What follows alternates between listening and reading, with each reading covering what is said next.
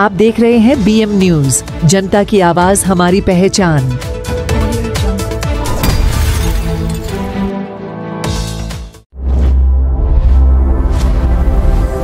Drug तस्करी रोखण्याकरता प्रत्येक जिल्हा स्तरावर म्हणजे SP लेवलवर एक स्पेशल टास्क फोर्स, एक इन्स्पेक्टर लेवलच्या अधिकाऱ्याच्या अंतर्गत एक स्पेशल टास्क फोर्स जर आपण नेमली तर निश्चितच यामध्ये मोठ्या प्रमाणात कारवाई ही आपण करणार काय।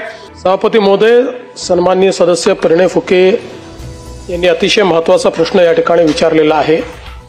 या सभागृहामध्ये अनेक वेळा या संदर्भात काही चर्चा झालेल्या आहेत आणि सभागृहाचा जो सेन्स आहे त्या अनुषंगाने राज्य सरकारने कारवाई केली आहे। पहिल्यांदा तर त्यांनी जो प्रश्न विचारला की NDPSच्या अंतर्गत या लोकांवर आपण कारवाई करतो, मग ते बेल घेतात आणि पुन्हा कारवाई करतात आणि म्हणून यांच्यावर मकोका लावता येईल का, तर आपण तो निर्णय आता घेतलेला आहे।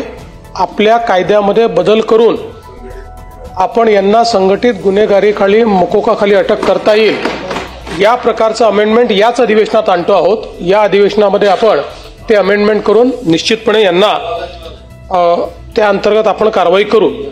दुसरा प्रश्न जो सन्माननीय सदस्यांनी विचारला, तर मागच्या अधिवेशनामध्ये मी टास्क फोर्सची घोषणा केली होती। मला सांगताना याचं समाधान आहे की हा टास्क फोर्स पूर्णपणे कार्यान्वित झालेला आहे।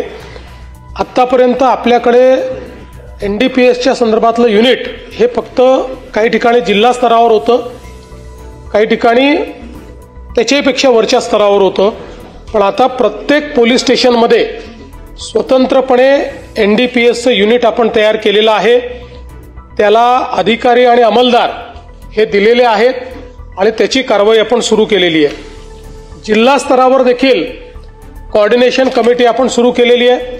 आपण जर बघितलं असेल तर गेल्या 2-2.5 वर्षामध्ये प्रचंड मोठ्या प्रमाणात आपण कारवाई केली आणि याच्यामध्ये केंद्र सरकारने देखील पूर्वीच्या काळात याचं ज्युरिस्डिक्शनचा प्रॉब्लेम यायचा, एका जिल्ह्यामध्ये किंवा एका राज्यात अशा प्रकारचा गुन्हा करून दुसऱ्या राज्यामध्ये ते चालले जायचे, तर आता सगळ्या राज्यांची कोऑर्डिनेशन कमिटी तयार झालेली आहे। सगळी राज्य इंटेलिजन्स शेअरिंग करतायत आणि त्यातनं मोठ्या प्रमाणात ही कारवाई होताना आपल्याला पाहायला मिळते।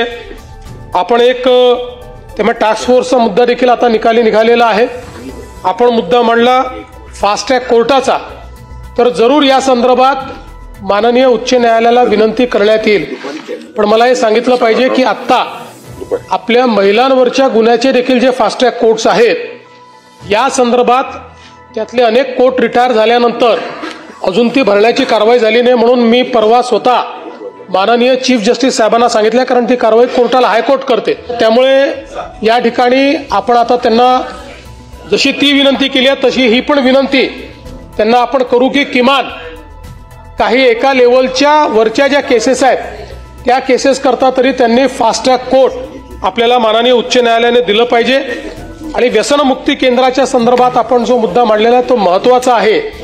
आज आपल्याकडे क्वालिटी व्यसनमुक्ती केंद्र म्हणजे जे आहे ते वाईट आहेत असं नाही आहे, पण संख्या कमी आहे। त्यामुळे ज्या क्वांटिटी आणि क्वालिटीची व्यसनमुक्ती केंद्र असली पाहिजेत ती आपल्याकडे नाहीत। त्यामुळे त्या संदर्भात निश्चितपणे एक धोरण तयार करून अशा प्रकारची योग्य ट्रीटमेंट देणारी आपली केंद्र कशी तयार करता येतील याचा प्रयत्न केला जाईल। आमच्याकडे तर दररोजच ट्रक पकडला जातो, दररोज पोलीस पकडतात आणि पोलीस एकमेकांवर ढकलतात की माझं काम नाही त्याचं काम नाही आणि बरेचसे सुटून जातात। स्थानिक पुढाऱ्यांचं त्याला मदत असते, अनेक कार्यकर्ते त्याच्यामध्ये गुंतलेले आहेत। त्यामुळे याच्यावर तातडीने काही बॉर्डरवर उपाययोजना करण्याच्या संदर्भामध्ये आपण काही करणार आहात। सभापती महोदय, अफू आणि गांजा हे भारतात सगळीकडे प्रोहिबिटेड आहे। आता त्याची शेती कुठेही करता येत नाही, मध्य प्रदेशातही करता येत नाही, पण हे आपला काय म्हणतात त्याला